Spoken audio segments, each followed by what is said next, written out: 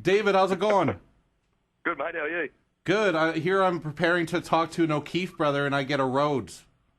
Yeah, sorry about that. We've got all kinds of phone calls and stuff going on, so we're just all trying to help out. All right, well, introduce yourself. What do you do in Airbourne?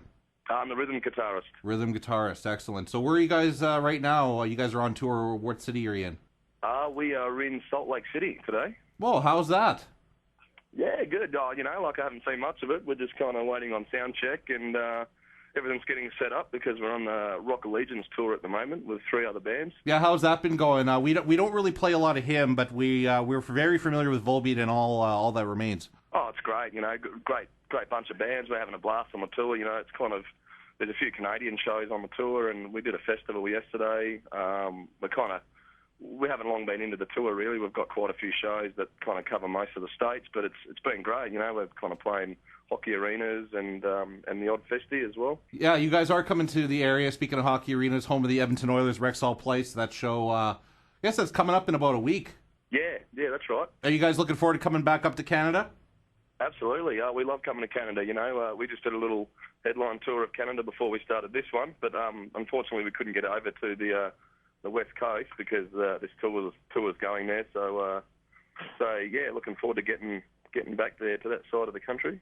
Well, I'd like to personally invite you guys to Lloydminster. I know we're not the biggest city in the world, but if you guys would fill any venue that we had you at here, that's for sure. Oh, yep, for sure. So if you guys ever want to swing by Lloydminster when you're in the Edmonton, Saskatoon area, then definitely come on by, that's for sure. Oh, absolutely. Yeah, no, we're always up for a beer and stuff like that, so... I bet you guys have a lot of beer on your tour, eh? Yes. We're a pretty simple band. We just, the rider just maybe a few bottles of red, but majority is beer. You guys look the part, plus you sound the part. I really love your throwback sound. A lot of our listeners love it. What bands were you really into growing up? Kind of a lot of the stuff, a lot of bands that you'd probably hear, that we're influenced by. You'd hear in our music, obviously AC/DC, Rose Tattoo.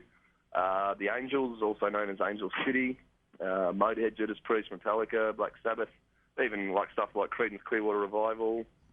A lot of old blues as well. We sometimes kind of just like chilling out to a bit of that, and yeah, we're always keeping our ears open for other bands that are out there. Like on this tour, I like listening to Volbeat. They're a good band, but all those bands of before I was just mentioned are probably they're all our main influences of why we all picked up instruments and started playing as a band. Is there anybody you've toured with where you felt like a little kid, where you're like, I cannot believe I'm on tour with this person or this band? Yeah, well, we did an Iron Maiden tour a couple of years ago. That was pretty good, but we all got along. We didn't feel like the little kid band. They treated us very well, very nice, and a lot of their crew guys are big fans of us as well. So we just felt like we were very welcomed and felt like we felt at home, touring with them guys. Motorhead as well. Lemmy's always kind of, just welcomed us with open arms on his tours, and he's the kind of guy, if you get him talking, you just sit and listen. He's got a lot of stories to tell. Mm-hmm. But yeah, it's great to support them bands. We've grown up, just listening to them and loving them bands, and now we've had the opportunity to actually tour with them. So those guys like Lemmy aren't getting any younger. It's great that he still tours and still goes out there and does it all.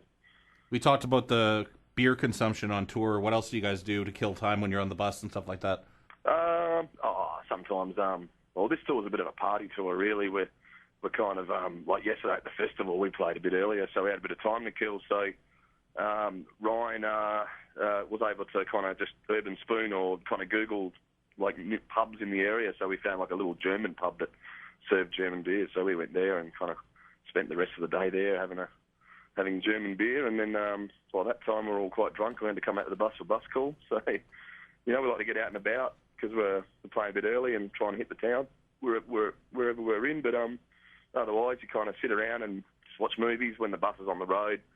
You're kind of stuck to the bus, so everyone just kind of either hangs out and watches movies on their laptop and stuff.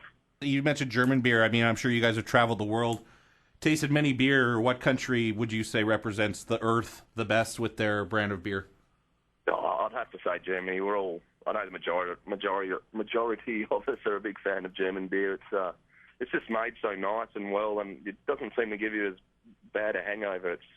It's made kind of like they have a purity law in Germany where they can't put chemicals and preservatives in their beer. So it just tastes great. And when we're toured through Germany, they have a lot of beer gardens in the cities, and so when we got days off there, we go there, hit them up as well. Sounds good. What about when you guys aren't touring? Do you guys all live back home, or do you guys live in the U.S. now?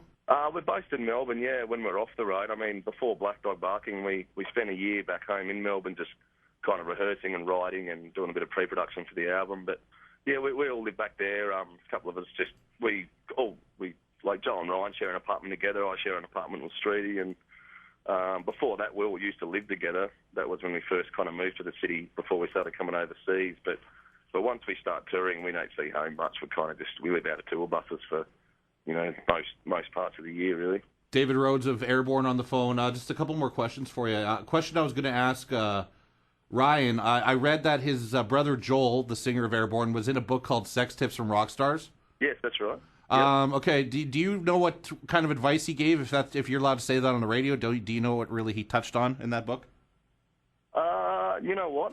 Knowing Joel's mind, which I don't really know his mind because he's unpredictable, he probably would have had something dirty to say. But I don't know what he wrote in that. Yeah. What would you write in that book if they asked you? Look, there's probably plenty of tour stories. I guess every individual in the band's got from. Yeah. Past experiences. I guess I'll just pick one of them. No tips though. No tips. Just confidence.